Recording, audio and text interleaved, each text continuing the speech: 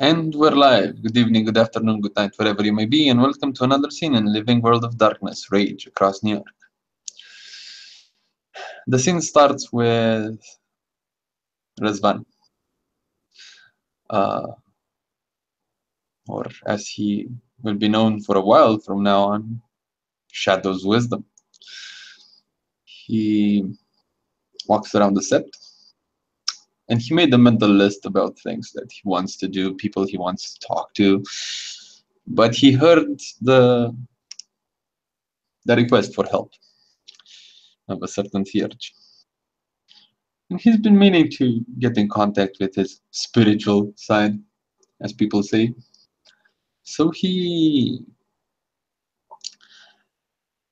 goes looking for 10 point, but beforehand, he buys a pack of, let's say, lemon and ginger tea. Because he kind of feels he owes her something for enchanting his guitar, binding it, whatever. Uh, so he takes the tea box, and goes around the set searching for 10 point. And in light of recent events with Dallas's passing, and while the post is yet to be made, it is in progress. And basically, her final words, her tending her funerary rites. 10 Point will actually, of all the weird places, be found at the Shrine of Fenrir, where she is just dutifully cleaning the shrine itself, perhaps relighting candles, placing new incense, and generally tidying. And in light of this, in fact, being a shrine to Fenrir, or to Fenris, it'll probably be as Razvan is approaching. He'll see that she sets a few things straight, tidies one of the incense burners, and then will take a knee before the shrine, pulling out from her swag a large hunting knife, and will actually, this isn't the little cut across the hand. It's not a slight tick. She actually very liberally applies the blade to her forearm, slashing down the length of it, and admittedly giving a hiss of pain for all that she's clenched her jaw in preparation, but all the same, bleeding liberally out. She's not gone straight like suicide style right down the middle, but all the same, it'll hit enough of a vein to definitely eke out a good bit. And she'll be doing this as she utters some few prayers and finally stands again, the arm just kind of hanging at her side, blood dripping down her hands and fingertips. And Razvan, probably witnessing at least the last half of this scene, um, keeps some distance of a mixture because of a mixture of respect and anthropological curiosity, one might call it. Also translated in layman's terms as "What the fuck is this crazy woman doing there?" Yeah. The real eerie thing is being the breed she is. Doesn't really matter what shape she's in.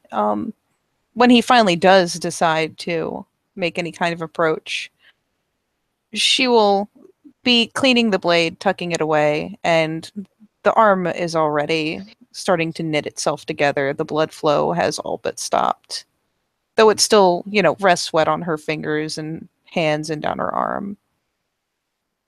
And when he gets a cue that whatever she might be doing there of a spiritual nature has ended, he will approach and, clearing his throat a bit, uh, 10 point, Raya? And she will take all of half a moment and kind of casually flick her fingers as though ridding herself of some of the excess.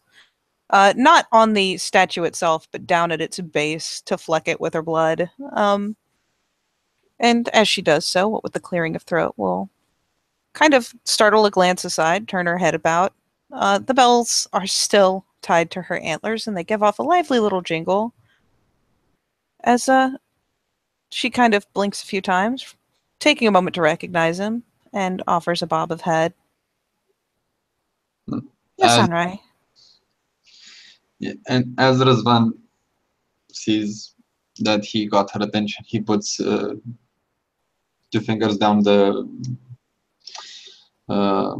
his shirt and basically just tucks the shirt inside and bears the side of his neck. And she'll give him just enough time to fully make the gesture before offering a dismissive wave of hand.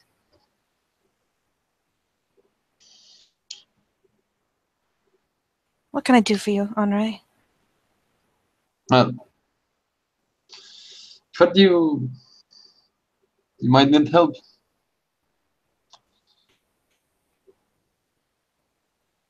And of all the silly things to pull out of a swag, she next pulls out what essentially amount to like those little singly wrapped wet wipes and starts scrubbing off her arm, thoughtfully looking up at the shrine defendress. There are numerous shrines, and we are lacking in theurges and devoid of keepers. Any aid that might be rendered would be appreciated. Unfortunately, though, willingness and eagerness I do not lack. I'm not a Galliard, neither have I the knowledge. If you'd be willing to teach, I'd be willing to learn and lend my aid.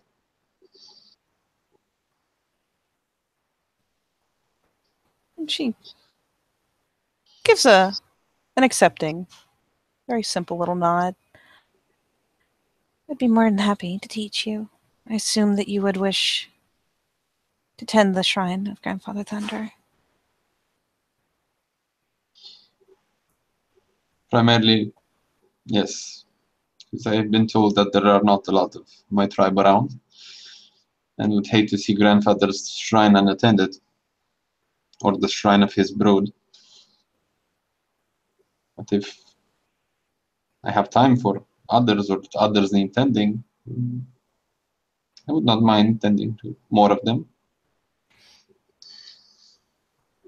Thankfully, most of what would aid me is simple things like this. And she, of course, she says this having made an offering at the same time, but kind of gestures to where, there's a number of proper little offerings atop the shrine or atop the base of it.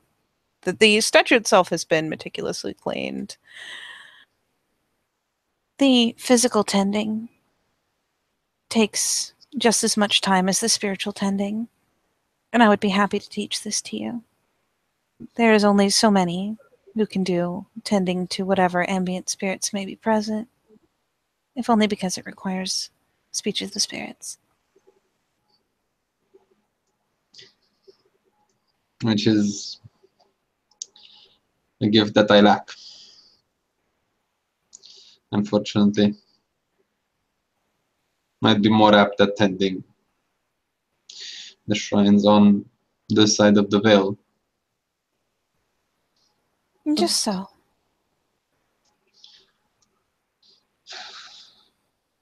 But I wouldn't mind learning how to handle matters on the other side as well. There's a vague little smirk. It's just the tiniest little upturn at the corner of her lips. I strive generally to keep such things to the theurges, if only to ensure that mistakes are not made, but we shall see. In the meantime, I would be happy to teach you how to care for your tribal totem shrine and how to make proper offerings.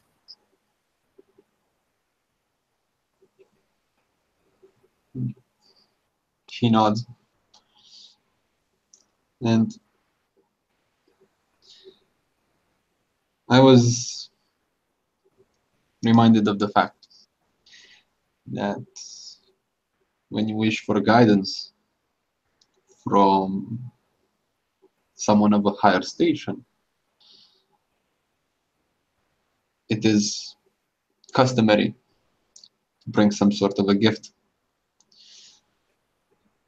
I was thinking about this as a token of appreciation for you helping me out with my guitar, but now that I think of it better, it suits another purpose as well.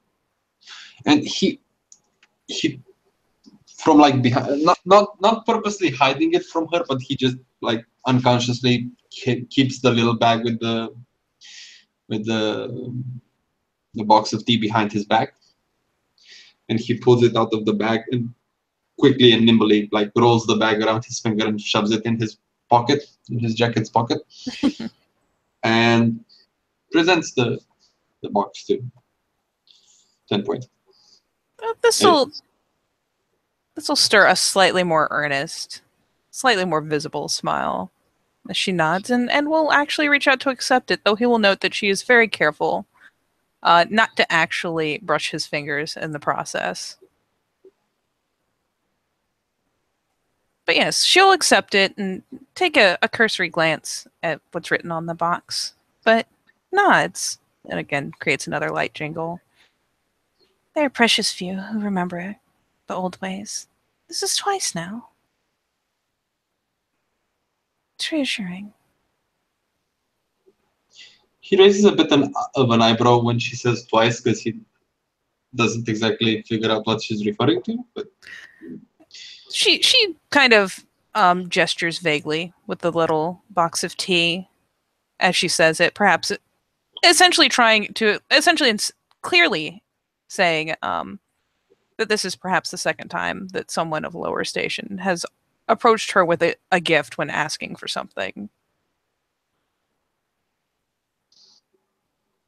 So she seems earnestly to be pleased that he remembers or knows enough of the more traditional ways of doing things to have appealed to her in that way. And she will then, still looking a bit pleased, will go ahead and tuck it into her swag.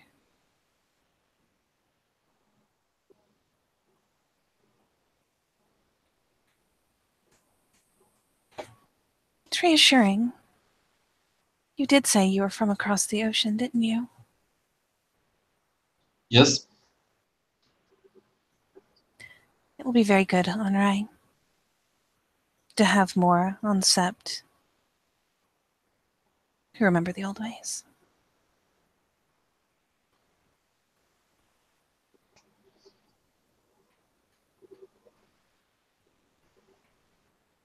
And she's probably going to take a moment, and I can roll peony if you like, but she essentially is watching his expression, not necessarily like searching his soul, but keeping kind of an eye on his overall, like his projected demeanor. you don't need to be an because he's not trying to hide anything from her. He's genuinely willing to learn. He's a bit confused about like the specifics of what she refers to, so he takes the odd second to think about it. Then like he has a little aha moment and his facial expression changes, but there's nothing too blunt or too obvious.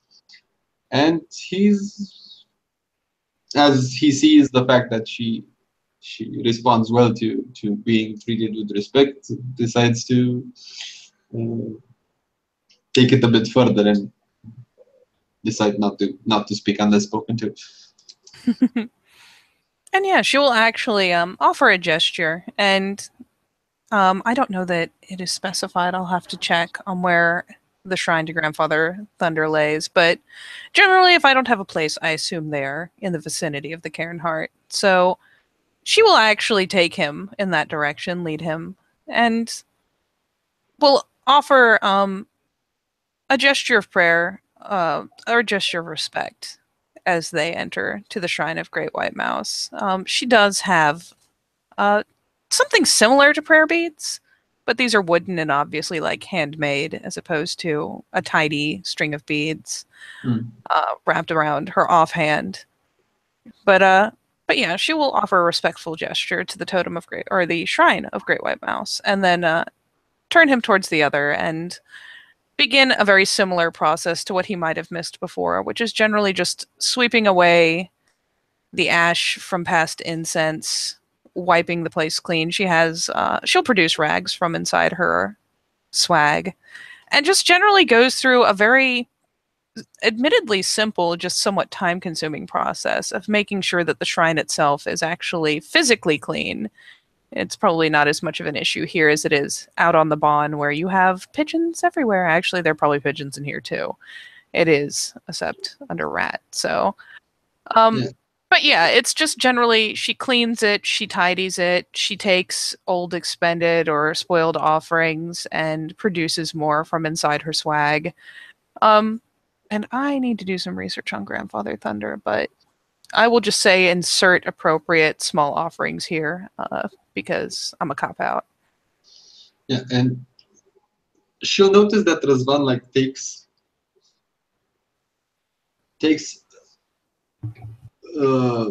his time in trying to take in everything she does, how she does it, like every minute detail, and he comes as close to her as he can without like making it awkward. But when, for example, when she cleans, he looks at her posture. He looks at whether she mumbles something or not, whether she has her eyes closed or not, whether she seems like she's meditating upon something or just like sweeping dust from the place. He looks at the way the shrine is structured, which area of the shrine has which kind of remains put it on it. So which part of the shrine has like ash on it, which part has rotting carcasses on it. He takes like this is like National Geographic for him. He's taking in everything he can, like the steps, like whether she takes a certain number of steps when she sweeps, whether he's thinking of it very anthropologically and he's a trained historian, so he does it like contacting lost to like an unknown tribe. Like, let's not do anything to insult them, and let's take as much of the culture in with us as we can. He will find yeah, God bless him for paying that much attention. Yeah, there are probably moments where she utters soft prayers. He will find as he eases in, especially if he's keeping an eye out for light ticks or motions from her to see if like at what point he enters what, you know, she considers her personal space, that her personal space is actually very limited. The only thing she seems to be leery of is directly touching people. And in fact, it's very possible that as she goes about this process with this particular shrine, she will, of all the silly things, will produce like a little pack of those, not latex, but like the little vinyl gloves, so that she is not directly touching the shrine. Just because, well, I mean, she is what she is.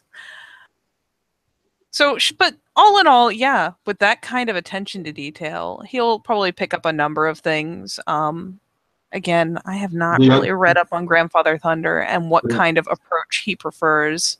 In the case of the Shrine of Fenris, she was definitely more upright and just overall carried herself in a more prideful fashion, just because that's what appeals to that particular spirit. But this will change accordingly for Grandfather Thunder. Do you want to perception alertness anything just to figure out? Like, I'll give you let me think what it would be. I will let you choose the role to realize that there is a particular one habit among the many that is kind of off from the others and maybe a personal tick. You can use like wits, you can use perception. I will let you kind of cobble together anything you think that makes sense. I think if it's like a peculiarity or something. I think it's more about wits. There's not. He takes his time to look at her, so it might exactly be wits alertness. Yeah, sure.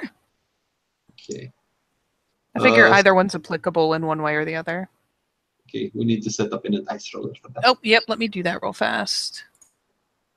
I think Werewolf is free. Might be. Let me quickly do the opening bit.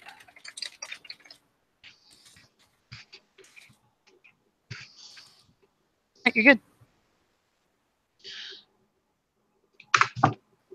One success. That's, you know what? That's still a success. He'll perhaps notice that apart from like the various other things she does, like she does in fact take a particular posture, and she does order things in a certain way about the shrine, in a way that she imagines is most pleasing to the applicable spirit. But he will pick up maybe that it seems less of a conscious thing that she's doing, whereas there are many things that, many small gestures, many small prayers that she indulges in that are obviously kind of calculated and done on purpose and done just so. But he'll find that maybe the gestures that she makes or the number of steps that she takes, while not calculated, are usually in sets of 3. Mm-hmm.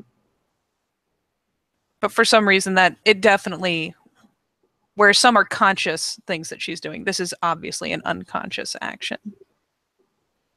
But still a very distinct pattern. Fair enough. The only thing she's gonna notice that kind of breaks his very, very professional and very academic way of observing the ritualistic cleansing of the sacred space is the fact that when she pulls out the gloves, he like stops for a second and raises an eyebrow, and then just goes on with it, like he doesn't like react more than this. But it's something that doesn't fit his general opinion about what you should do in a ritual space. It's definitely something that's probably off from anything he's seen most Theurges do, but it's very distinctly a her action. And admittedly, as soon as she finishes any touching, any direct contact with the shrine itself, or any permanent things like maybe a candle that's been there a long time and has been consistently burned, like once she's done with that, they're quickly doffed and shoved back into the swag. But yeah, he quirks the eyebrow, and there's a light shrug maybe in response initially, but once she's done and has stepped back and seems pleased with what she's accomplished, we'll kind of glance over to him with that inviting little pop of eyebrows, as if to kind of instigate any questions he might have. And I'm not gonna act this out. I'm just gonna say this because this might take more than he plans. So let me see if I get this straight. You need to, and then he says everything she did on minute detail, like the number of steps, the average length of the step, whether, like, he basically relates to her everything that she did. Yep, that is fine to paraphrase. At which point, like, as he's doing this, her eyebrows like make a slow run for her brow line, like they just go up and up in surprise. Out of character, eidetic memory has its perks. Oh god, it does. It's such a beautiful, beautiful merit. Okay, and as he says this, okay, so we pretty much figured it out, but there's one thing that I didn't get. And what is that, Andre? Out of character, does she still have the gloves on? I'll say that she has pulled them off, but maybe has them balled in one of her hands. Okay, and he begins like pointing, but he basically like with his arms around him, like next to him, just raises the wrist of his right hand and points with the finger, like trying to be subtle. Uh, he points at the hand in which he has the gloves curled up. Ah, Don't you remember our theurges using gloves?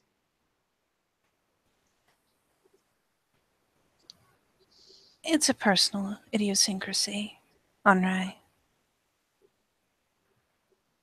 I know how my tribe feels, and I take precaution with others. But you are neither Metis or of a varying tribe. From this particular totem, there's no need to take such precautions. I'd argue of the fact that Grandfather Thunder prizes competence, not. And you see a bee forming in the tip of his lips, but he just stops and says, other matters. Faint. Again, it's very small, but the faintest little smile touches her lips there. I am, admittedly, not as familiar with Grandfather Thunder as some. I know my tribal totem well, and I have learned a great deal about Great White Mouse in my time here. I have even learned of other tribes, but your tribe has been scarce. You're not a particularly liked tribe either. That has nothing to do with my interest in the spirits that tie to it.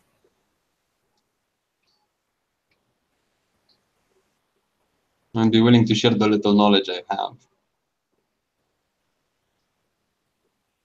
If you are true in that your Grandfather Thunder values competency above all else, then perhaps it is more important that I become properly competent. He gives you a smile. It's like an understanding smile, like a compassionate smile, not anything too broad. But Not he that holds step it. too far. Yeah, not that. But he holds it for like a second or two.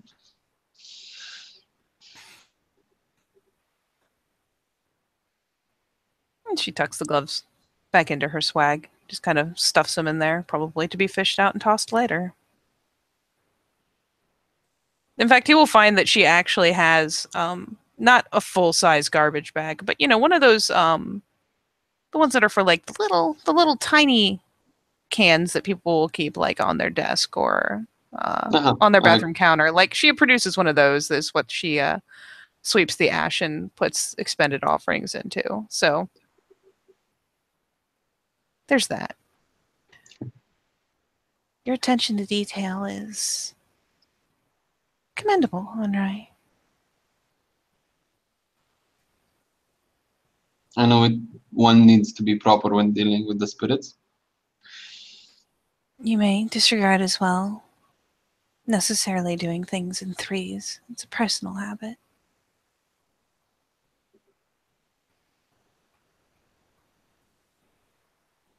I see.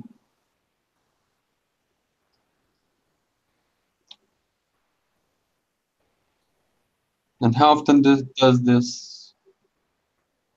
And he uses his finger and basically like makes a circle, like describing the area around him, because he's looking for a word. This maintenance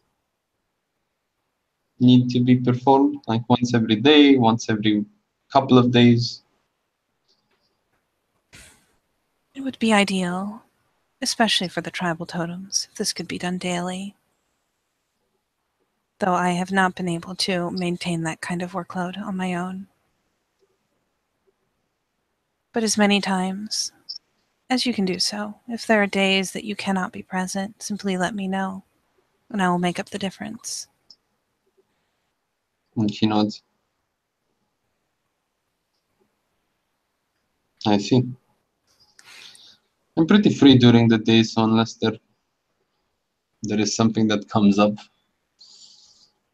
around the sep time, sure I'd be more than capable of handling things on my own. Would be much appreciated, Onrai. Every task that I am saved grants me better time to... She kind of blinks a few times and then gives her head a light shake as if to dismiss any extra thoughts on the matter. Plan for what's coming, and to perhaps make whatever deals and earn whatever boons can be earned.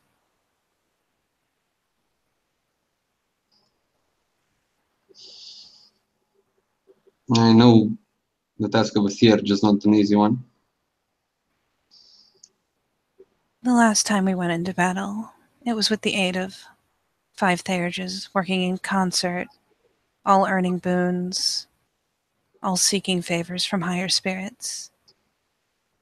No matter how much I may do, I can't possibly balance so many chimerages as 5 theurges together.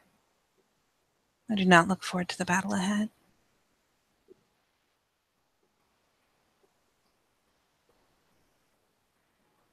Then all we can hope for is that at least some of the cubs that will show up around the sept might be theurges as well. I think that Gaia knows more than we give her credit for. We'll provide what is needed.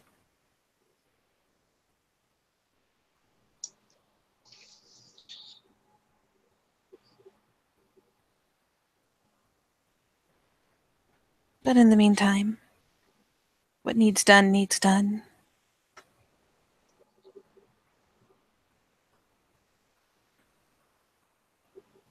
You've done me a good turn, and I appreciate that, Onrai. But I appreciate the lesson. Of course.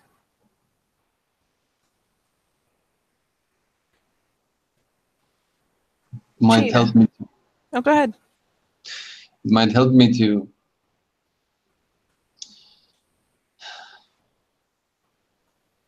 connect to my tribe's totem once again. There's a faint nod. Many of us remember to balance wolf and man. Not as many remember to balance body and spirit. I hope that this does you well, in turn.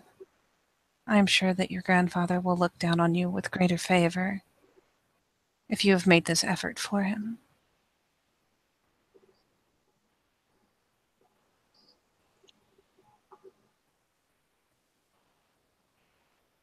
It is a great challenge to earn the favor of grandfathers. But the few who manage to do so are some of the nation's strongest and wisest. She'll bow her head briefly in agreement.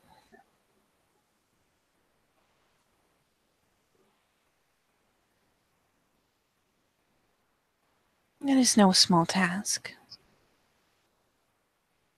But every step forward is a step further, one less to take later. Out of character here, and just so I don't troll you in character if you said you can't find like the specifics of what needs to be done. Mm-hmm. I'm just gonna say that Rizwan's gonna ask her about like every specific that he couldn't observe, like what kind of incense, how much. Oh yeah. Assume that this is all provided for you. You are just as welcome to take a glance into Axis Mundi as I am going to do. But yeah, it's essentially she will make logical suggestions as far as incense, whether there are candles at all, whether there are lanterns, what manner of small, simple offerings can be made just to generally appease, as opposed to offering like some higher form of chiminage. Mm-hmm. But yeah, she will happily run down the list of what she has learned. Yeah, the single thing she noticed is that she has his full and undivided attention. it might be curious when she starts entering into like really specific details. The fact that he doesn't even make a gesture to pull out the piece of paper or to do anything like take notes or something. He just nods his head at like regular intervals, as she mentions every detail. All things considered, seeing as he recited her entire process to the point of picking up things that she did even unconsciously, she's not even going to second guess it. She's just going to assume he's going to remember, because that was already quite the showing. If anything, it may prove kind of funny that, especially with very keen, personal, like straightforward attention, she has more of withdrawn body behavior. She tends to keep her arms very close to her. She tends to stand like in a very close, composed fashion. It's right up there with the fact that she doesn't, like, very pointedly did not directly touch him or didn't directly touch the shrine. It's just kind of funny that he will find the more keen and straightforward attention he pays, she gets just a little bit more close to herself, a little bit more withdrawn. Obviously, easy to parse out that she's not accustomed to that kind of attention.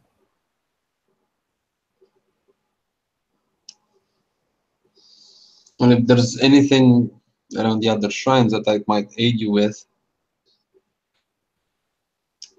now, I'd be more happy to do so. If not, maybe we could share some stories.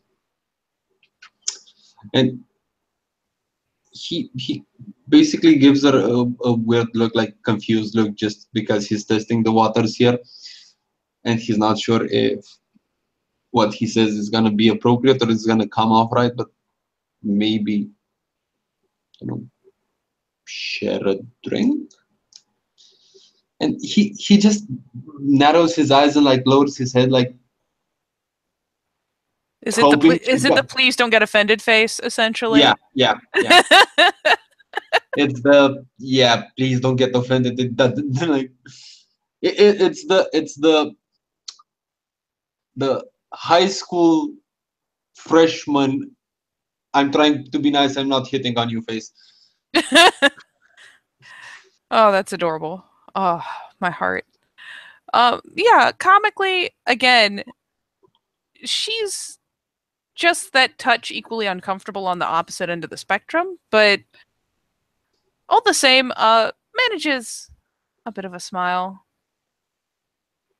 I think I have done what tending for the day can reasonably be expected, Henri. And it is always a good time for tales, and all things considered, it is probably a very good time for drinks. When she says the time for tales, he gives her a broad and warm smile. And when she says the time for drinks, again, there's the confusing look, and something just dropped. Like there's like a nickel dropping in his head, and like there's a little what's the word I'm looking for? There's a little epiphany inside his brain. He goes like, I'm talking to a Fiona, Jesus. He's talking to a Fiona who just lost only recently. Like, let's be fair, even if he knew that she was no longer Pac, she was as good as family. And for Fiona, that's a thing. So it's the whole, like, you know what? A drink is a good idea. Fuck it. I'm not getting in trouble for this. So yeah. He is talking to a Fiona. Bless his little heart.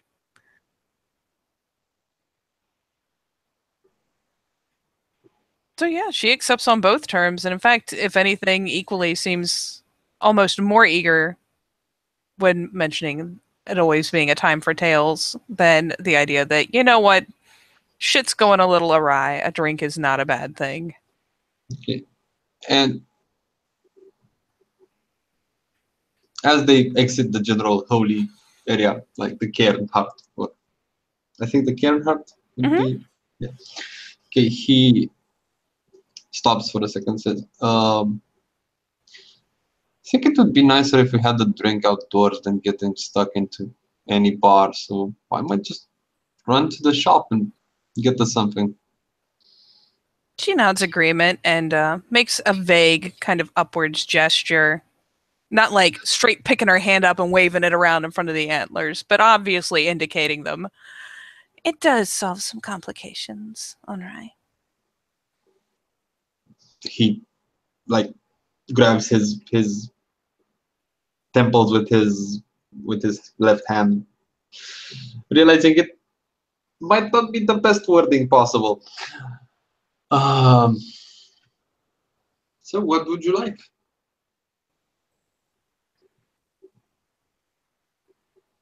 And she ponders for a moment and trying to ease him up a bit, perhaps, especially if he looks a bit stricken. We'll adopt a slight tilt of head and an almost, one might dare say, kind of a teasing smile.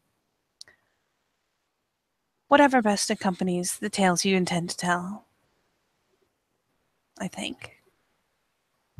He gives us a short nod and shoots off to the most appropriate liquor store, whatever. I don't know. I am sure there is something close to Central Park, if not Fair in enough. Central Park. I come from Eastern Europe. We get booze everywhere here, so I know different situation in the States. Anyhow, so he goes to the next liquor store, and after like playing eeny, meeny, miny, mo between a bottle of whiskey and a bottle of vodka, he just says fuck it and buys both. And he goes to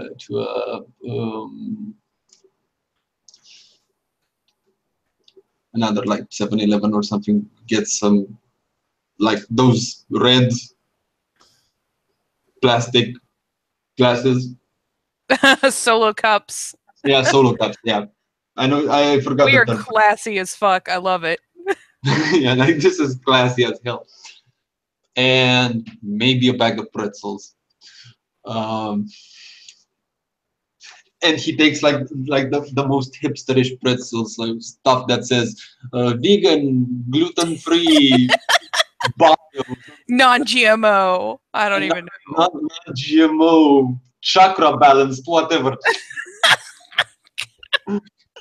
Like, the most hipster pretzels you could get on the market, which probably like cost 5 times more than an average bag of pretzels.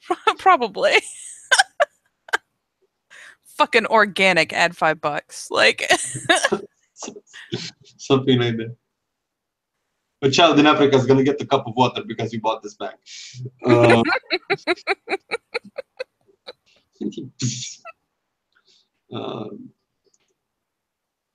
Takes everything, shoves it in a bag, heads back. And yeah, let's be honest. She's probably taking her ease in the vicinity of the Karen Hart because it is one of the most securely veil protected areas. And it gives her a chance to actually sit out on the grass for once and not be running wild. Yeah, so he nods and sits in front of her and cross-legged, and pulls out everything from the bag, and using the bag as a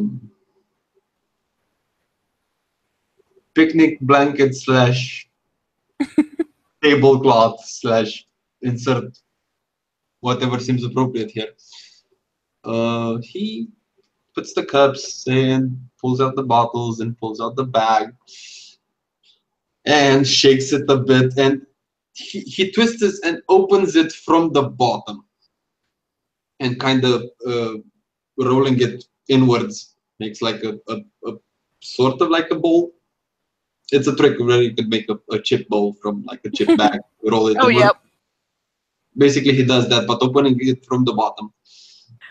Amusingly, she will be very, very entertained by that process just because she's never seen someone do it before. Yeah, and if there's like an inquisitive gaze as he does this, he just like with without stopping what he's doing, he just says, "Yeah, most spices fall to the bottom. So opening it from the bottom, keep the good stuff on them." And she just kind of nods along, like, fuck it, that makes sense. Out of character, that actually makes sense. And he like takes the bottle of vodka in one hand, the bottle of whiskey in one hand,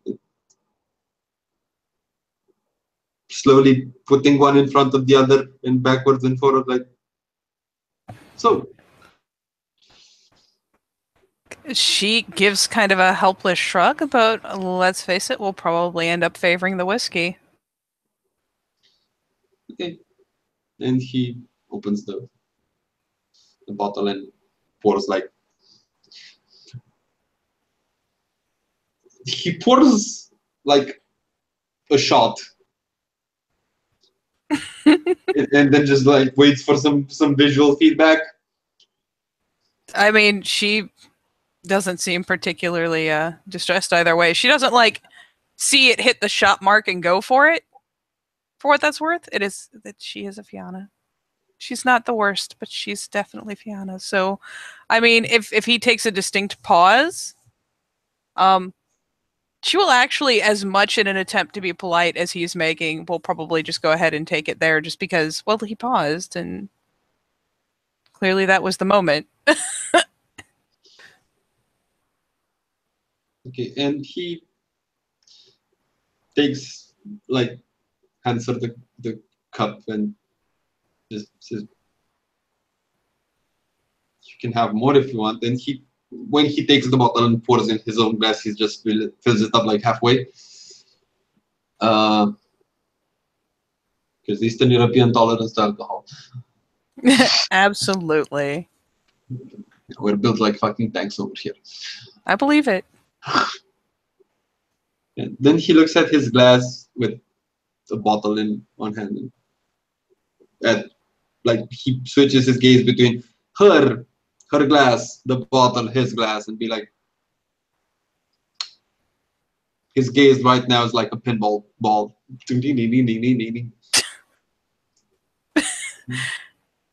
She will, He kind of like pushes the bottle for him. I could fill it up for you more if you want. Like, yeah, she'll go ahead and offer it back because, well, if he's filling his halfway, then she's not being weird by expecting more. So yeah, she'll go ahead and set the cup back out to where he can pour into it. okay, she just pours halfway as fast as he can, like dragging the bottle way above the glass and just forcing the dripper to pour out at a faster pace and quickly Nice. levels the amount in both glasses.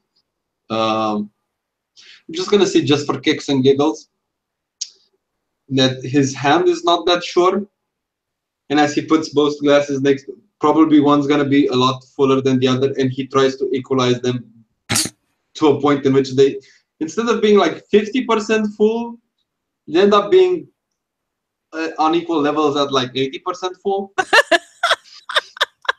Is he like just kind of obsessively trying to balance them and it's just spiraling out of control?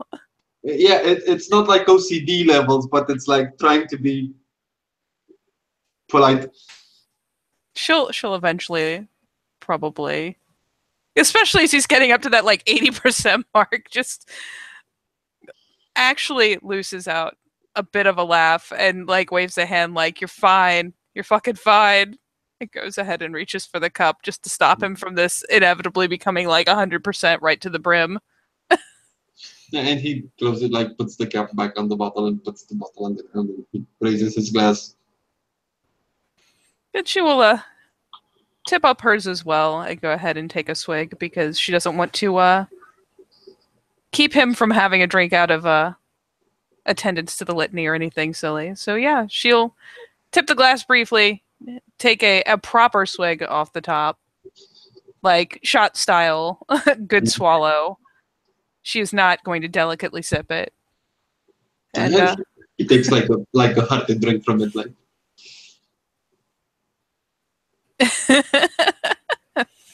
she will prove amused.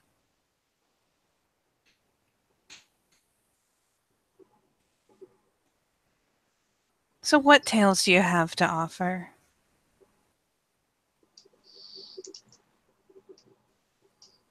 Well, my two most interesting stories, one you've heard and one you've seen firsthand.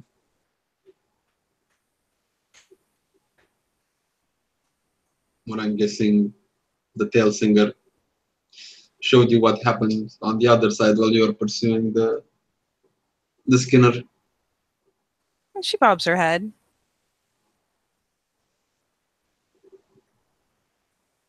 We frequently share senses. It's interesting to try to keep it level so that you can still run while watching and listening, but all the same. And I do believe I shared with you the story of how I got here. She mulls over it for a second because I remember singing, but I'm not sure if I remember the story. Yeah, I don't remember either. In character, I would. Out of character, my memory is not that great. I'm gonna have her shake her head very lightly. Still lets up a jingle because, oh, you. Oh,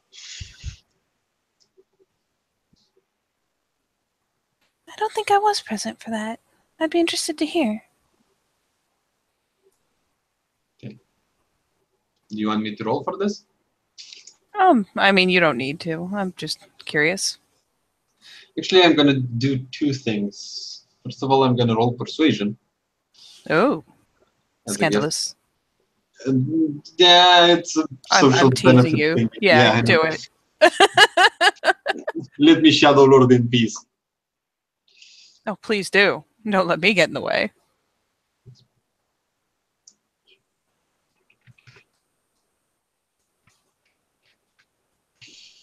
One success. Still counts. Yep. I only needed the one. One's enough. And now I'm gonna use my charisma and performance singing. Don't forget your pure breed. Ooh, yeah. I always manage to forget that. Yes, you have a healthy amount. Get those dice.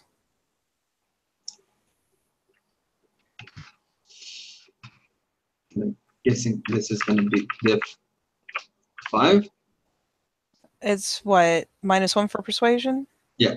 Yeah, to 5. Ooh, 4 successes. Pretty good.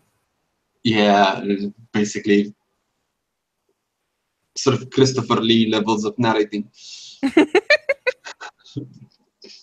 And yeah, he begins to tell the story of how he grew up poor, how his father died of TB, how he found out what his mother then died in mysterious circumstances, how he underwent his first change and managed to kill a cab driver and a hooker in the process. How he had to balance his being around the sept and going to university and basically acting as a street musician to actually earn his living. How he was like the runt of the litter around his sept because it was a predominantly Shadow Lord only, predominantly Hamid, predominantly Arun kind of sept. And yeah, he was like treated like runt of the litter to the point in which the only person that was treated worse than him was the only metas they had. Like he wasn't taught the usual stuff. He was, and everything that he was taught had a very profound Shadow Lord brand. Like he heard the Shadow Lord version of the litany, not the actual litany. Same tenets, different applications. And how he, in one of the few times before he got to the set, how he decided to go to Lupus and sneak up behind the beta of the set that tried to sell the sept grounds to a vampire, or at least something like heavily worm tainted to a point in which it didn't look human, just to save his own skin. And how he, in the next mood they had, he managed to piss the bait off into confessing and this was because the people around the set wanted to get rid of him. This was considered as his rite of passage, and how he became a Cleath, and how he, after he did this, because the beta and the alpha were really good buddies, he started getting pushed away more and more and more, to the point in which he figured out he's unwanted there, and came to New York and made a job for himself. And after like 7 or 8 months, he decided to join the Sept. I'm gonna say he is gonna add a few details, like the fact that he trained with Will and Tlate in fighting, how to fight in lupus. How he started from like a really tense relationship with Chloe to actually like understanding each other and like being kind of drinking buddies, sort of, kind of, only happened twice. And how he walked to the meeting in which like 10 Point and Saoirse and everyone else was around. And yeah, he's very poetic, very, his descriptions are really poetic, are really like, there's a Shakespearean vibe to the way he puts stuff. It's very chronologically accurate. Everything has an exact date and an exact time. He gives you the general feel of the forest in which his sept was situated. The rigid, almost militaristic structure, with a particularly malicious way of talking to other people, and being very shadow lordy, and everyone testing everyone else to see if they're worthy of the attention of grandfather. And I'm gonna say that's about it. So he gives you like within like a half an hour, 45 minutes, like a rundown of the key moments of his life, like a motherfucking bard. Like, yep, like a mouse. And she will listen with that same kind of interested attention that, you know, it's story time. It's not that she's studying him per se. She's just kind of enjoying being fed a tale. And while she will drink over the course of it, and he will too. yeah, and indulge in the pretzels and whatnot. She doesn't. In fact, if they're starting drinks for any indication, she may not even drink as heavily as he does. She definitely drinks enough to bring a pink tinge to her cheeks. She's pale enough that it don't take much to show up. We've set pale levels to Irish. He's not a lot darker than her. Like, set pale level to Irish and set pale levels to Eastern European was like maybe 2 shades away. Yep. So yeah, she'll drink enough to get the buzz and to maintain it. But of all the parts of the story that she pays the keenest attention to or seems the most interested in, she actually will pay very not academically, but just personally interested attention to particularly his pre-change and during his change and his adjustment, because it is not a thing she has experienced. So it's more a thing that would kind of incite a sense of wonder than anything else. Though rite of passages are always interesting, and she'll be interested in that as well. But definitely, if there was any particular part where she was really kind of leaning forward and into it, was probably him just describing living life as a person and how the change affected that life and how he adjusted in the wake of it.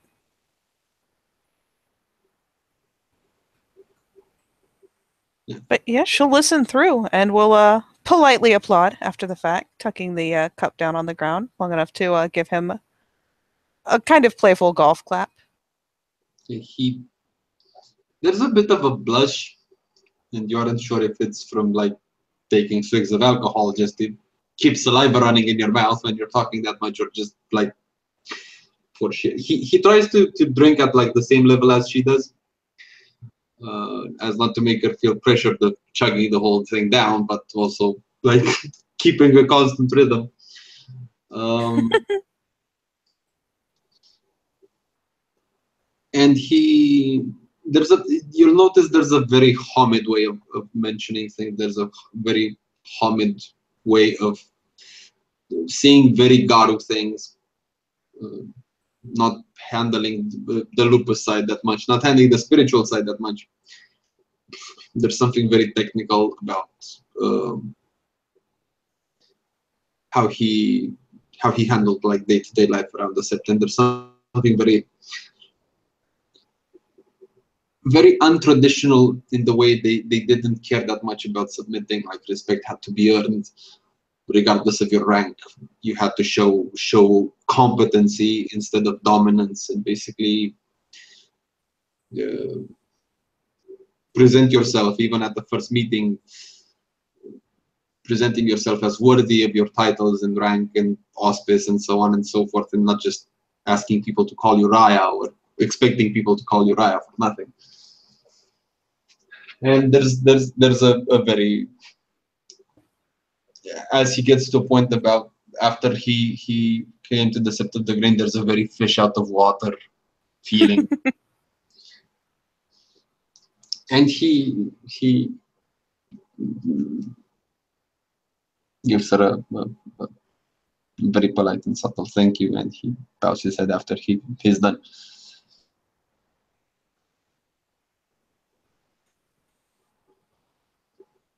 There are too few who tell such honest tales of where they come from. Thank you.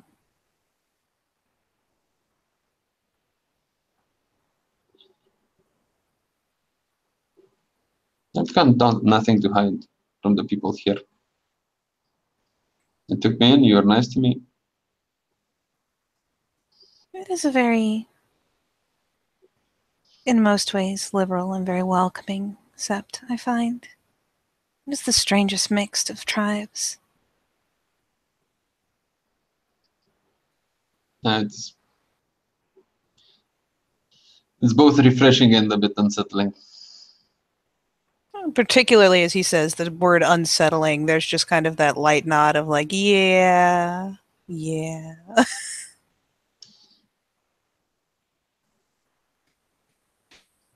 takes some adjustment. But even now, with our original beta gone, I'm not sure why we don't go home anymore.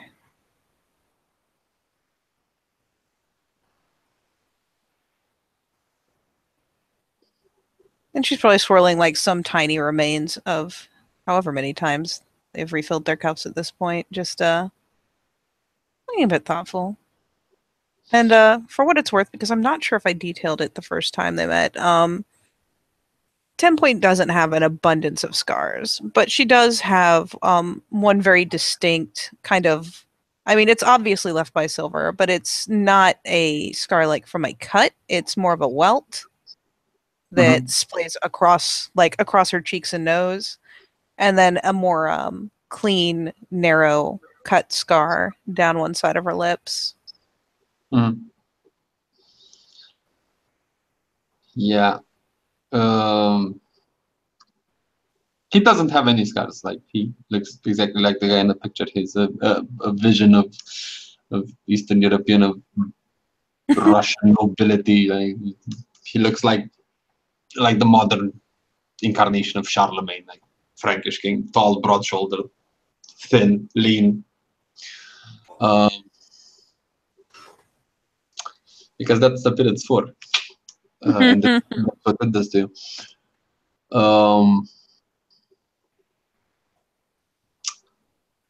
Forgot where I was going with this. Yeah. As he at some point, as he finishes his story and refills the cup, he takes he takes his glass and moves it away from like the picnic blanket, and I'm making air quotes here. And he makes a gesture as to pour a bit on the ground, and unless there's like any visual cue that would suggest she doesn't want him to do that. He's gonna pour a bit on the ground. I mean, she shows no sign of protest. And he pours a bit on the ground. Back home, we used to do this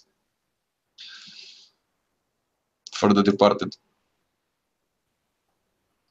Huh. And yeah, admittedly, she has yet to refill, but she will take the remains of what is in her cup and kind of mimic the gesture.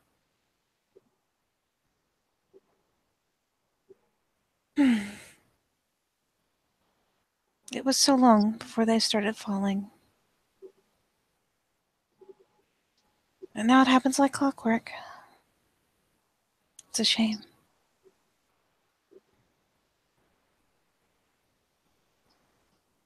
And be willing to think about the fact that our enemies have grown bolder.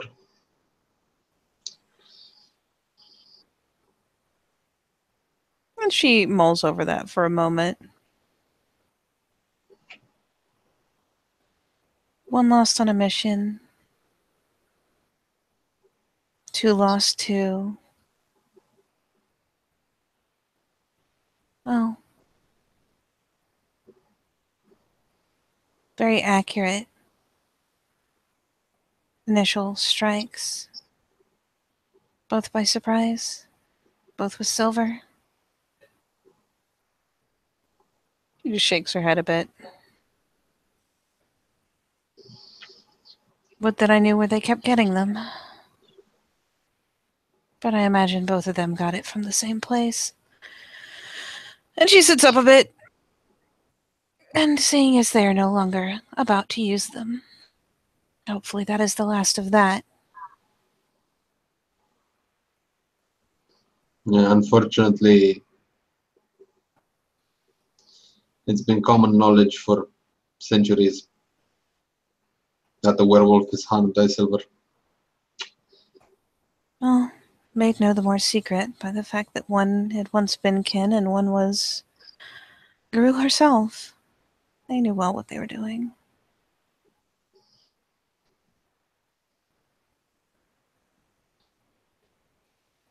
They'd forgotten how dangerous even a simple little knife could be. That's the problem.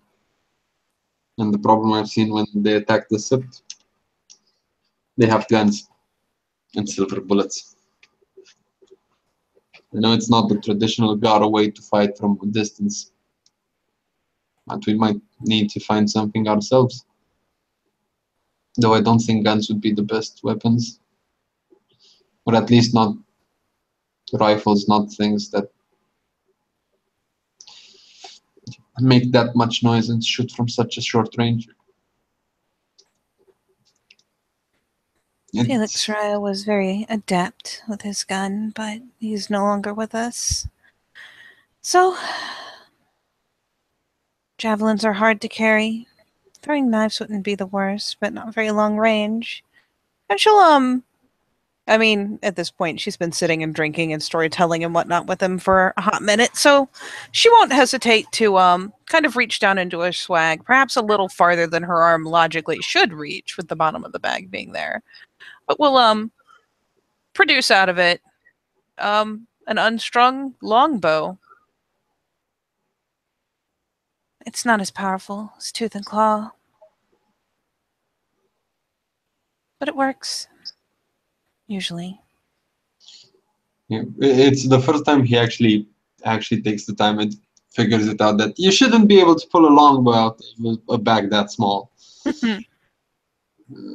And I'm guessing she just like puts one hand in front of another because you can't exactly like it takes a while to take a longbow out.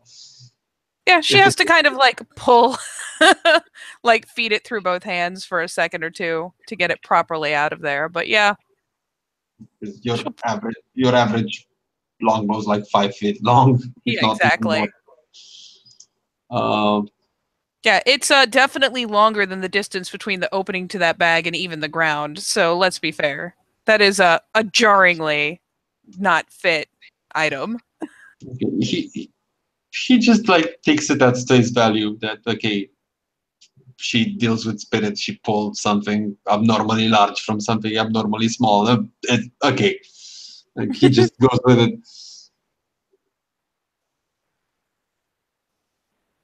But yeah, she just kind of huffs it and shrugs.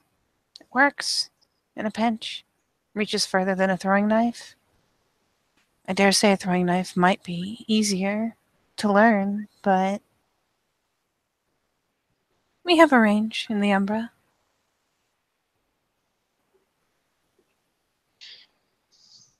Come to think of it, it would be the only weapon that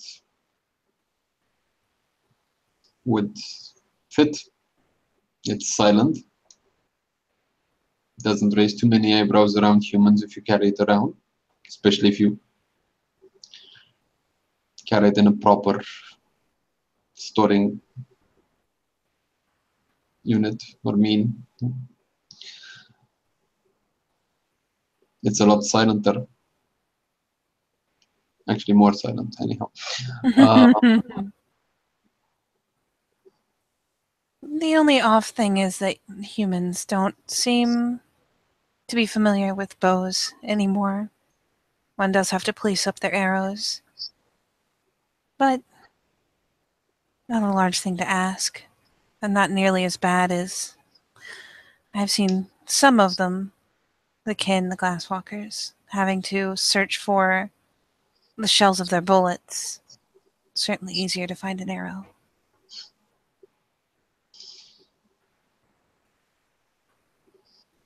Not to mention the fact that I've seen that there's a way to jam guns. Oh, there is. I'm guessing the it doesn't. It works on everything. I thought so. Wasn't expecting it to make a difference between your enemy's guns and your pack's guns. It works on more than guns. Surprisingly enough.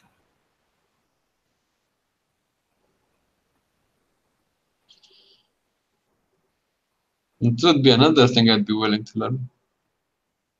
If you're willing to teach. Of course. Perhaps with enough of us making an effort to learn archery, it'll be easier to compel spirits to patronize Talons for arrows. I've only learned 2. I'm guessing spirits would be a lot more willing to help us with arrows and bows than guns. It depends on the spirit, but the ones I work with, yes. Absolutely. I'm no glasswalker. Those brood are far beyond my understanding. Not to mention the fact that the only guns that would make sense and give us the upper hand would be a sniper rifle, something with enough range to put enough distance between us and the enemy that we don't get unwanted victims. She has to kind of lever up a shrug because she doesn't know shit about guns.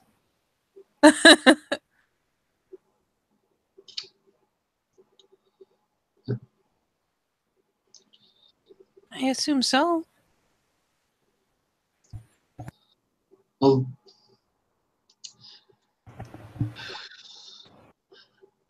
I'm gonna buy one of my own. And I'll find you when I get it. But I don't think I'm up to handle a longbow, and besides it's a bit too hard to maneuver. Outdoors it's fine, indoors might be a problem. Harder to hide too. Oh, certainly. I can't pull this in Hamid. She just kind of gestures to the length of it, and she has not strung it for a reason.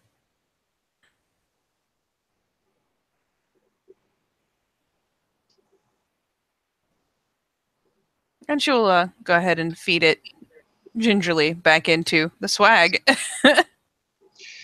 That's another reason.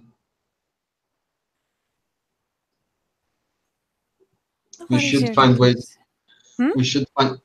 We should find ways to be more subtle in our combat. You can't exactly shift if the sect is attacked like last time.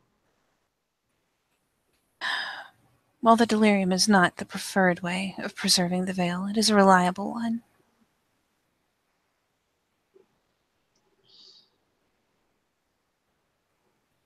Yeah, but surveillance cameras are not affected by it. They're not, but our kin work for the sept grounds. We needn't worry be caught by things here, though I have heard that they wear cameras sometimes on their bodies or on their heads, and that would be a problem, especially now that Felix is gone.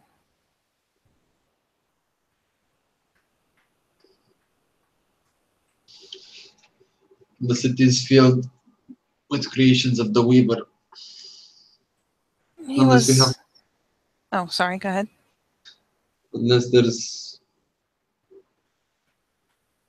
someone that actually knows how to deal with those spirits, I'd suggest subtlety before anything else. She nods agreement.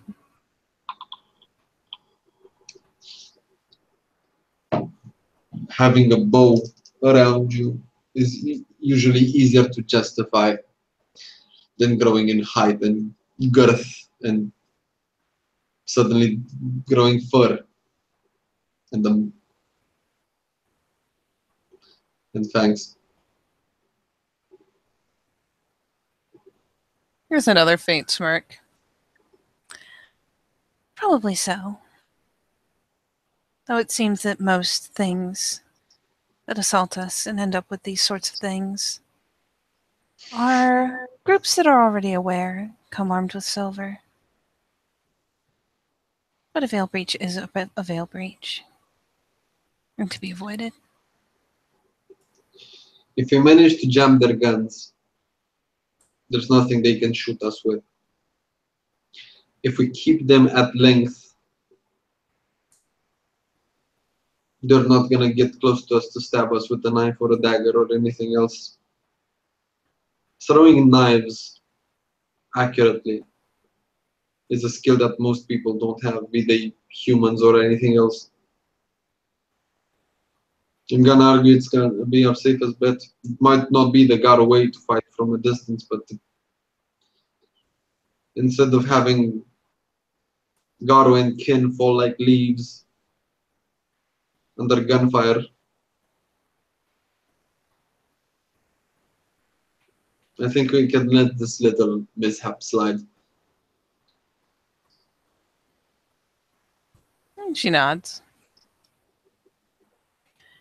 It just depends on who is leading.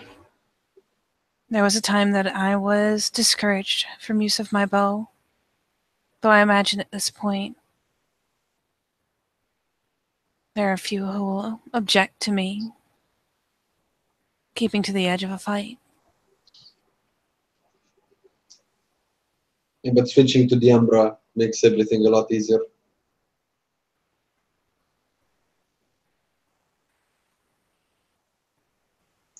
I'd be bold enough to say that if you can't string it while in Homid, it's not of much use to you over here. There are precious few times that we enter proper battle that I cannot take a larger shape.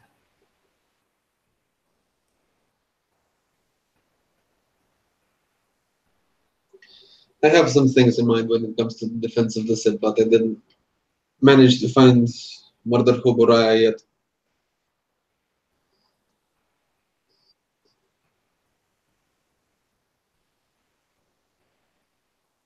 She offers a helpless sort of shrug.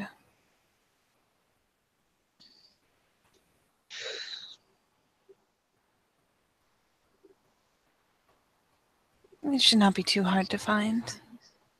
I hope. If nothing else, word could certainly be passed through the worm foe. I already spoke to Will. He agrees to the plan, at least to some of it. It was worth He's, something. he suggested I'd go speak to the warder with his blessing.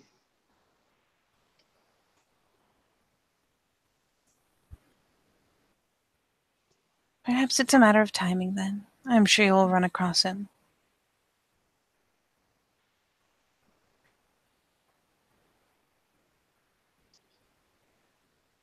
But still, I'd be. First of all, I feel kind of bad for coming to you to ask so many questions and ask for so much training. I know some of these things I should have known by now. There's a faint smirk. Are they just not meant to be a font of wisdom? There are worse people you could ask questions of.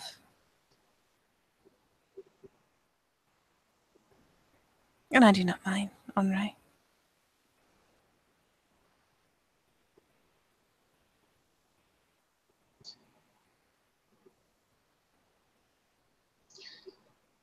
I think it would be wise enough to explore the other sides of our nature, whether it's fighting or dealing with the spirits, just to be safe. If all of us fight, we fight. It doesn't mean that the Aruns are not the best fighters. Some of us would need to speak to spirits. I know it's a Theod's duty to deal with spirits, but that does not mean we can't learn at least how to speak to them, or in case of emergency, how to handle a bargain. My caution stems from the fact that even when it comes to the Theurges, not only have I witnessed, but I have heard tale of Theurges here who fell into Chiminage debt. I can only imagine what would happen if someone less conscious of the importance of such things made a larger mistake. I can only clean up so much. But at the same time, I can only do so much. I'll give it some thought. But I am not the only one who can speak to spirits on this sept. That's what I said. Maybe sharing a bit of your knowledge with the others would give you less to clean up after in the long run. This is not a bad idea, Onrai.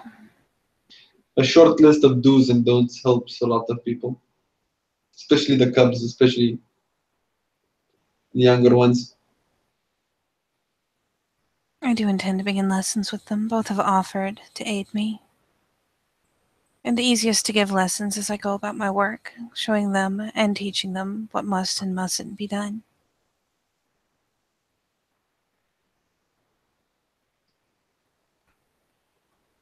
I hope at least half of them are as perceptive as I pride myself to be. And he gives there's a small proud grin. And she'll lean back again, a bit like propping her hands behind her to hold her up, grinning. One can only hope, Onrai. I doubt it.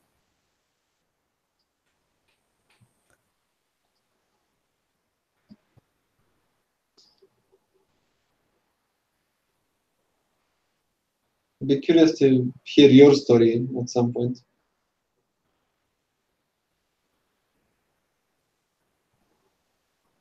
And the grin fades slightly. It doesn't like just disappear. It fades in the slightest, and a hand just kind of comes up to ruffle at her hair a bit.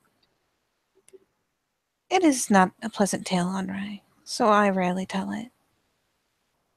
Most here have seen little outside of this sept, and they don't know what things are like back home. If one more person was to approach me, treating me like a broken animal, assuming that I do not understand or expect the way that I am treated by my tribesmates and my pack, I might scream. You seem to be very observant, Onrai. Watch and see. Most of the people here, they make assumptions about a person, and they hold that assumed person as the one they address, as opposed to learning. There are precious few people on this sept who could tell you the things that I earnestly like or dislike, could tell you anything about me, besides what is obvious based on my breed, my auspice, my tribe.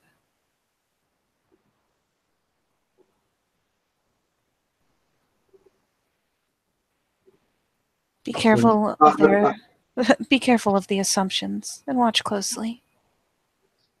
I'd be bold enough to say I think there's more of you than whiskey, spirits, and antlers. Then he gives like a joking grin, like trying to ease the tension a little. She grins pretty readily. Would be a piteous shame if I wasn't. But yes. I like sharing stories. That's what I do. But I'd rather reap my own. There's all due respect to the lessons of old and the stories that have been passed down from generation to generation within the tribes or within the nation as a whole. I find them a bit. There's a certain life to a fresh tale, isn't there? There is, especially with the homins. Life outside the sept and life around humans is very strange and it changes very fast. Things that were new when I was born are now considered museum pieces. Technologies come and go. The world changes. It's hard to empathize with stories from centuries ago. It's a lot easier to empathize with stories about people that are still living and breathing. Garu that are still living and breathing. There's one aspect of the tradition. There's many of them, but none so grand, so large, so relevant that I oppose, which is the way people treat your kind. For all intents and purposes, you are the middle point between our two natures. It is, of course, a violation of the litany. But that does not mean that the Metis are not Garu. Shall I be bold enough to say and argue with the Ragabashes and the fact that maybe Metis are more than Garu? Born, bred, brought up among us. They know our ways like none other. They don't see the weird aspects of being a human, of not being so attuned to nature, not being so attuned to submitting like a wolf or submitting at all. Dominance and submissions among humans is dealt with in other ways. not barring your throat, not flopping on your back.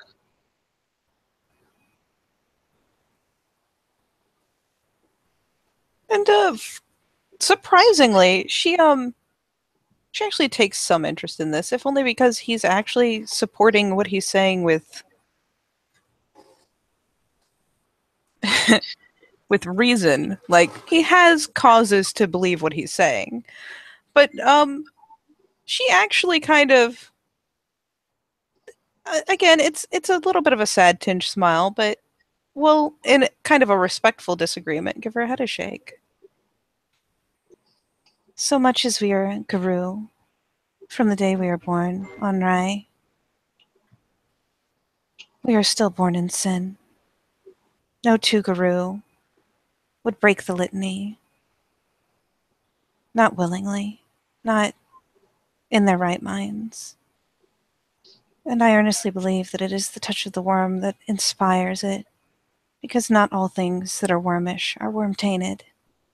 There are actions and deeds that are just as much of the worm as the creatures that are visibly tainted by it. To create a metis and to bring it into the world, it is a very wormish thing to do. To create something that, while I am lucky, are always deformed and always must suffer. And so we carry the seed of that sin. And while the life that I live is harsh, that harshness is to ensure that that seed never germinates, that it never blooms, that it never grows. Because as soon as the guidance stops, as soon as the reminders stop, it is very easy for a straight and narrow path to curve and curve and curve until it is a spiral. These lessons are important. They're necessary.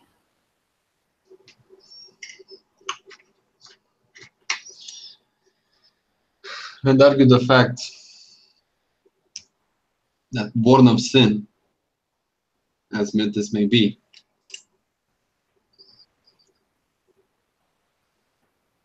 most of them, or at least some of them, should have a life gilded with great deeds. The saints, most holy men, or what humans consider to be holy men, were not sons of nobles, were not sons of great warriors. They were sons of whores and whoremongers. The greatest purity in mind and body comes from poverty, from lack of resources, and is based purely on a strong mind and a keen sense of observing. There's no reason to condemn someone from what they are. The Hamids don't deserve respect because they're Hamid. The Lupuses don't deserve respect because they're Lupus. It is because of this why I don't see the Metis as being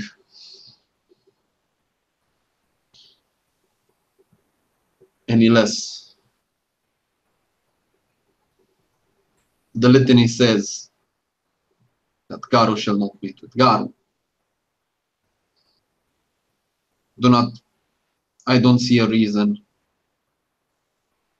or any place that is stated that the sins of the parents weigh on the shoulders of the child. It is a cruel thing to do, to bring a medicine to the world, Onrai. And whether it is intended or not, you are still born in sin. And like most saints, perhaps, some of us do great deeds. But like most saints, those deeds are only recognized after we've passed. And just as there are those born as I was, who have accomplished great things, there are many, many more who fall into the embrace of the worm too easily, too readily. I've seen heinous things done by Metis. I have seen kinfolk murdered I have seen this very sept desecrated to the point wherein Great White Mouse retracted her favor from all of us until it was set right. I've seen heinous things done by humans against humans, against their own flesh and blood. You don't need your birth, doesn't affect your predisposition to wrong or right. You make your life as you choose. You're your own person. Yeah, some might be lucky. Most of us aren't born with a silver spoon in our mouths. We're not the brightest, we're not the strongest, we're not the smartest. We play the hand we're dealt with. Like you said,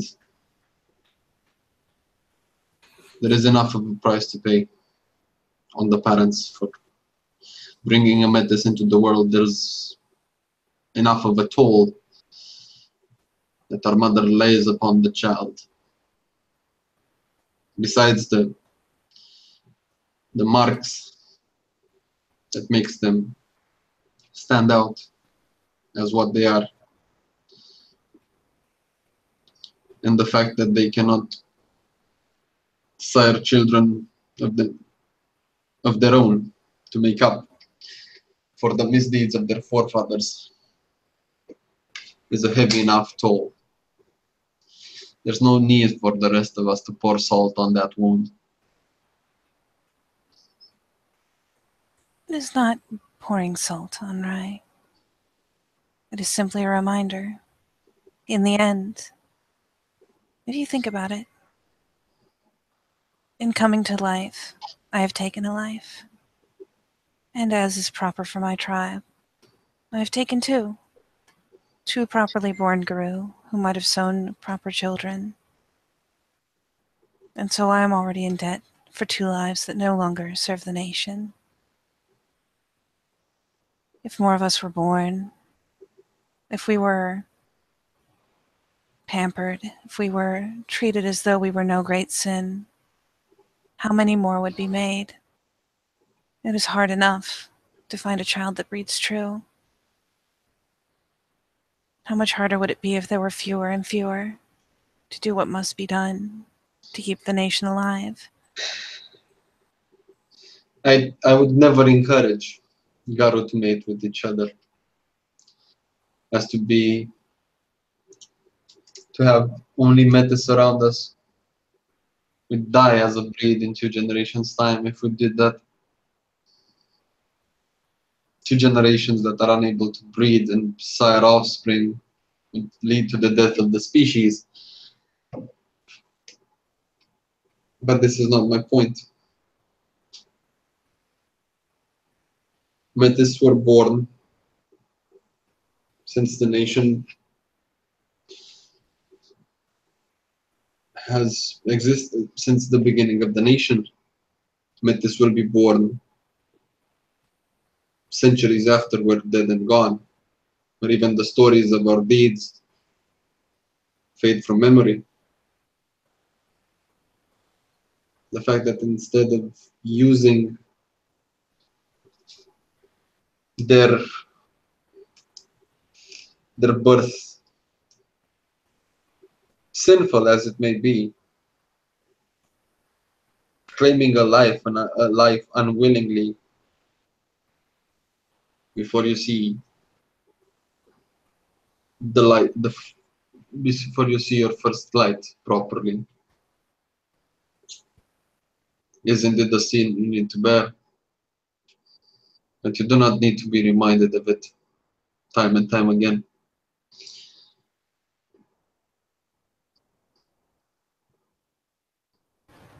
People are scared, have a fright of metis, from what I've seen. A fright that they hide with disrespect, a fright that they hide with loathing, with mockery.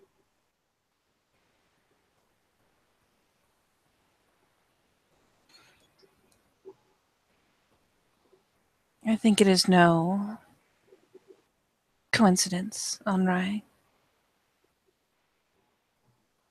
that just as creatures tainted of the worm have their bodies twisted and changed, that we suffer the same. I find it no coincidence that as we grow, it is very easy for us to learn to sense the worm, because the worm knows its own. And I cherish the fact that my family cares deeply enough for me to make sure that my mistakes are punished, to make sure that I learn, to make sure that I do not stray. Because it would be so easy, and I've already almost done it once. The worm's call is cloying, and it's inviting, and it's easy.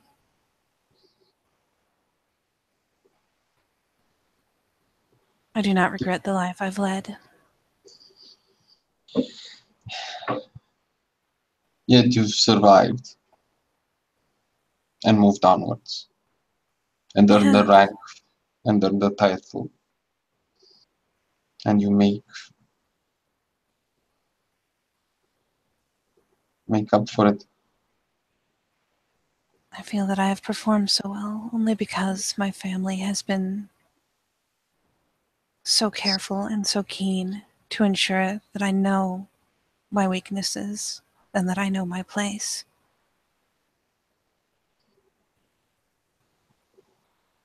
In the end,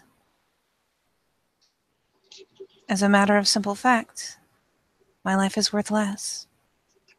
If you were to take a blow that might kill you, it is not just you that dies. It is the potential for every child you might have sent forward into the nation. The same with the kin. But I don't have any of that forward potential. And there will come a day where the greatest deed that I can do is to take a blow. And while I do not any longer look forward to that day, I accept that it will come. And if I preserve my Raya's life by giving mine, I have given the nation a great gift indeed.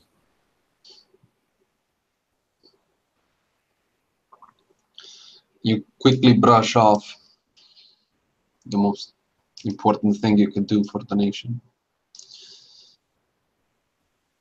It is, of course, an honor to die in battle in defending the nation and defending our mother.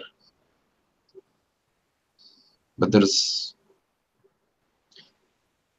a high degree of honor, of utility, of redemption in training the others of your breed, the others of your auspice, that they may better themselves under your guidance, they may equal you and even surpass you. And I work towards this every day, Onrai. Every day that I am given. I have served well enough to rise in rank and rise in position, and I am thankful. I do not let these simple facts keep me from growing. If anything, being kept on a straight and narrow path allows me to look ahead instead of having to constantly watch my back and sides. I achieve as much as I can in the hope that I can not only pay back the life of my mother, but that of my father.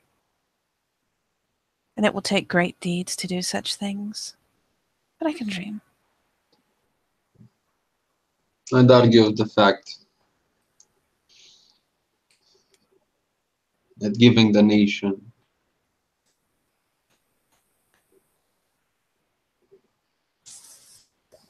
three or four or five or 10 or whatever, let's say three, as you seem to like the number, and he gives you a bit of a smile.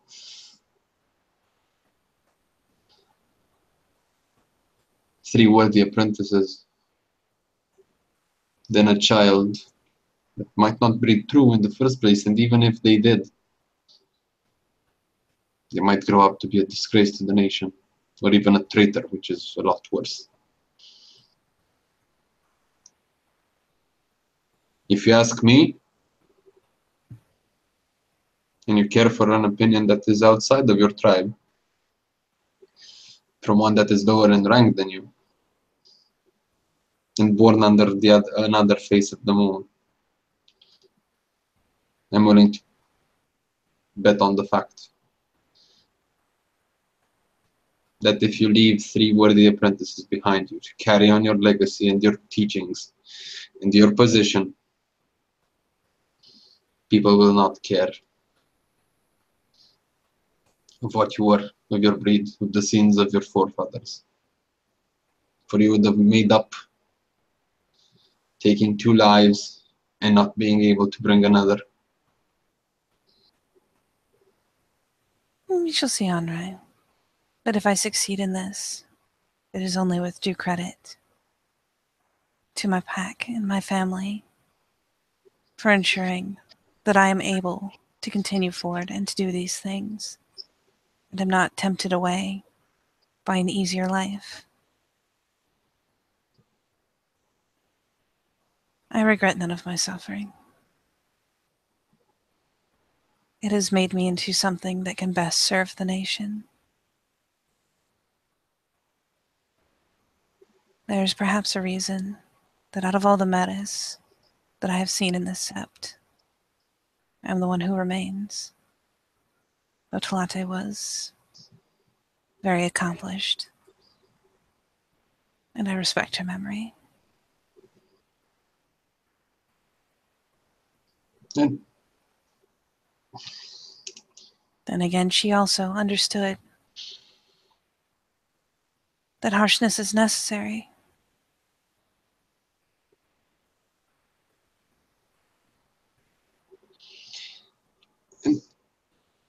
in a moment of silence,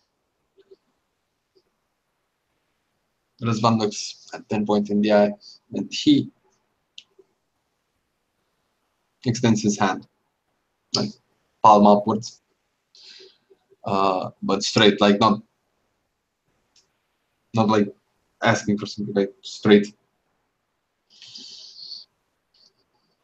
She kind of blinks and will probably awkwardly offer her own hand just because she's not sure what he's going for. And like he grabs it, but it's like a handshake by like the Viking style early medieval handshake, like Like, grabbing okay, the arm clasp. arm clasp. Yeah, that's what I was going for. But he does it very very gently, as to not like he probably because the way she bears herself, probably because the fact that she's as white as a porcelain doll, probably because the fact that she's a woman. He does it very very gently, like touching her like she's a very fragile, like you'd pick up a fallen leaf. Just not go.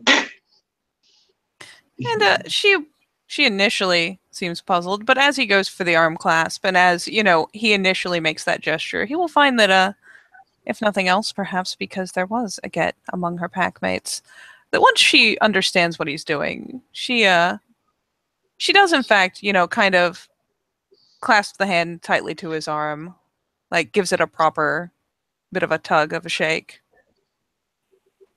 She's deceptively fragile looking, but at least in this, he has succeeded in not startling her, and she doesn't seem like she will break. Well,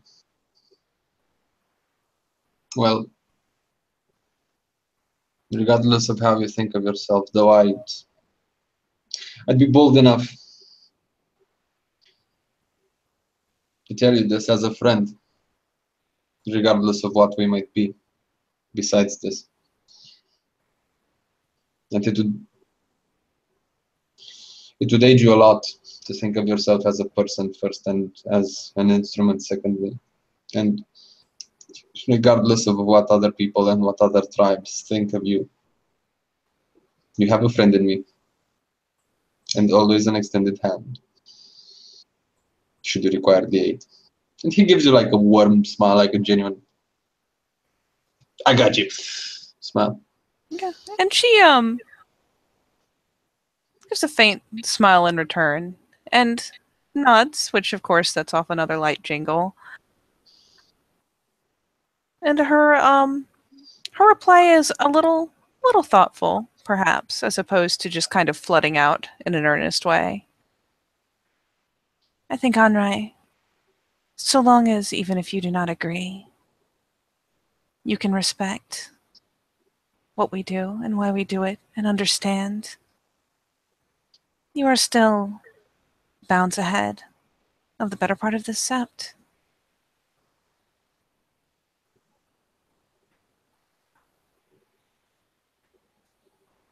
And so, if nothing else, for taking the time to try to understand, I thank you.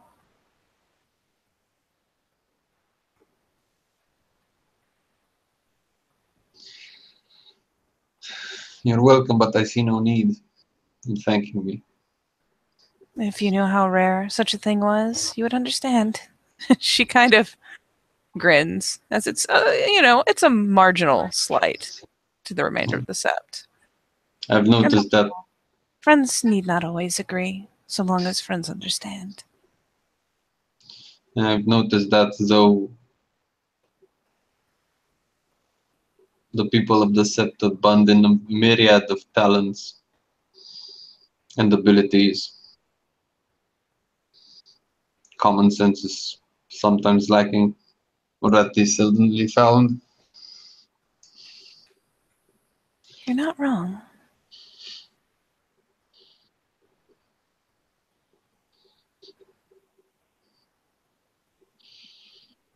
If we're supposed to be an army, and we are, in the broadest sense of the term, bearing each other ill will, disconsidering each other for what we are instead of what we do, serves only to weaken us. Give respect where respect is due, and take it where it is due.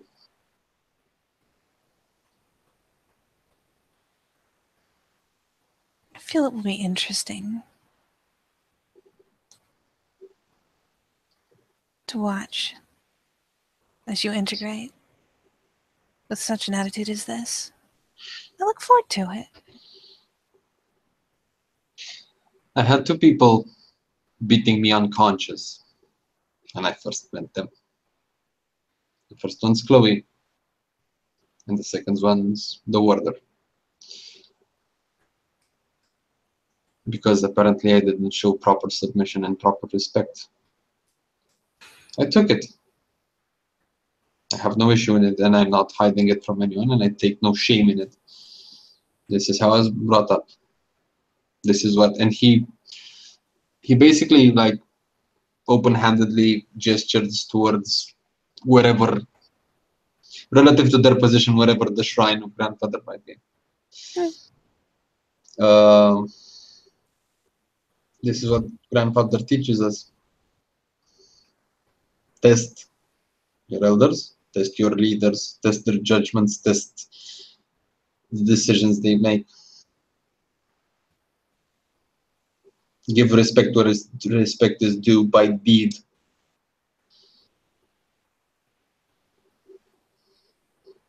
Throwing your weight around hardly earns respect. Not to mention the fact that a certain malicious, malevolent reading of the litany might find these people worthy of an accuse. Because if memory serves me right, the litany teaches us to treat those beneath us with respect, for we all are of Gaia. We are indeed, Andre. But do not forget, what they do for me is not disrespectful. There's always a lesson or a purpose. It may serve to remind, in fact. Though, she tilts her head thoughtfully. Few seem to understand it here. Among my pack, I am the Omega. There is a purpose. Always a purpose. Out of character, are they still holding hands? Because he's not gonna let go unless she starts letting go. No, I mean, if he is still holding onto her arm, she will not take it as, she will not let go or try to wriggle away. Because he's not like holding her by force. He's just. Oh, I mean, he made kind of a comment over the handshake, and this is kind of her reply, so it's probably about that point where it's drawing a little long. And perhaps after she has spoken, she will, loosen her grasp on his arm.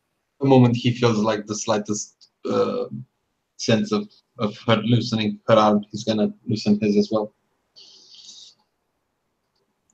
They reclaim their limbs. Yeah. And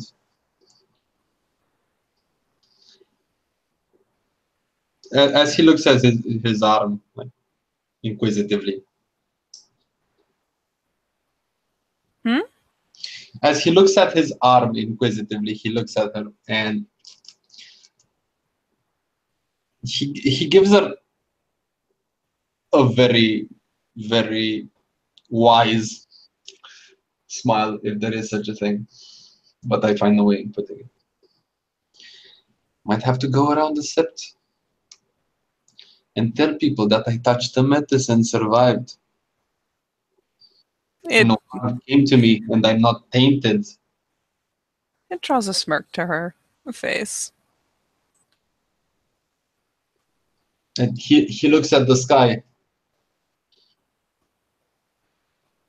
There's no rock falling on my head for treating a metis as any other Garu.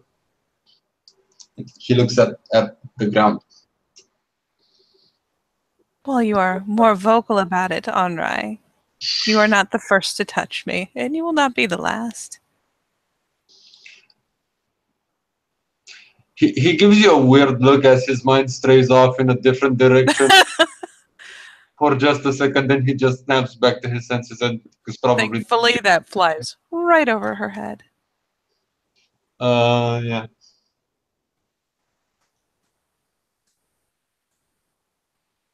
And he just stops for a second, like he's trying in the most subtle way possible to like check her out, like ignoring the obvious horns, like because in his mind right now it's something like, maybe some guys are into that. I mean, she's not unattractive. She's just unkempt. But yeah, especially as he prolongs this by taking a second to actually look her over in any meaningful fashion, she turns a very blatant, faint pink color. Yeah, I mean, there's that Irish skin is unforgiving. It's pretty obvious. Yeah, he's not like checking her out like a guy in a bar, but due to the fact that they're probably like halfway through that bottle by now, he's not exactly like on lightning speed when it comes to like you're making her feel awkward. Yeah. So it takes him like 3 or 4 seconds. He's looking at her like a critic judging a sculpture. Like there's nothing sleazy about it. There's nothing like vaguely. It's still one of those things where it's a lot more attention than she's accustomed to, and being studied is a little strange. So she still turns, I guess if they're halfway through that bottle, it's very possible that she was already kind of pink tinged, but the color still deepens a bit. Yeah, out of character, what's her appearance score? She's only appearance 2. I'm actually debating buying it up this next downtime because she's actually starting to take care of herself better. I don't know. She's average. Yeah, looks like he starts like from the, because I'm guessing she's barefoot, right? Hmm? I'm guessing she's barefoot, right? Generally. Yeah, so he starts looking at her like from the bottom up, and once their eyes meet, then he probably notices that she kind of like the pink deepened a bit in her cheeks. He's like, he gives her a bit of an awkward smile. There's like, don't get like the type of don't get this wrong smile.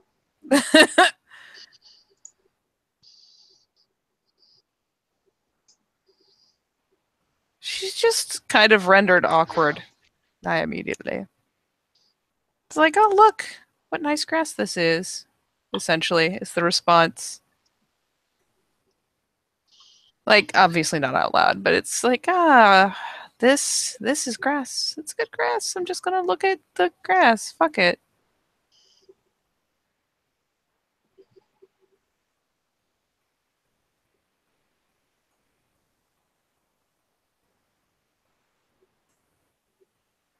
There's a lot of kindness and a lot of wisdom in you. It is a shame that you're so hard on yourself. It is important that I be so hard, Andre. This is what lets me be wise and lets me be kind. That is what lets me accomplish as much as I have.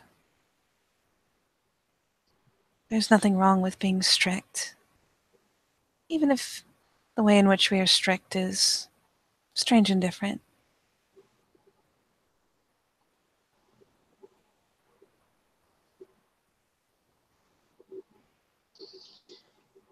There's always a lesson. There's always a purpose. I am not a kicked dog.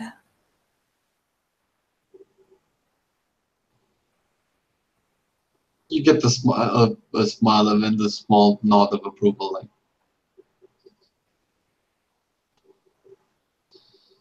see. But then I'd hate to cut this conversation short, but there are other matters I need to attend to. But we should speak again sometime. And he takes the vodka bottle and says, I'll keep this for our next conversation. She'll nod agreement and start kind of awkwardly getting up to her feet, brushing herself off. I should return to Mariah. And he like picks up the little picnic. Picnic blanket, air quote.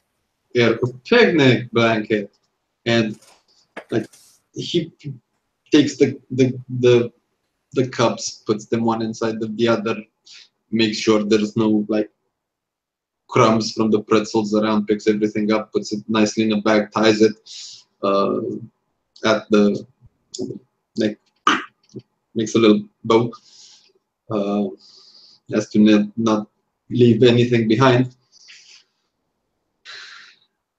And he stands up in a very noble and polite fashion. He gives a slight bow, bending at the waist.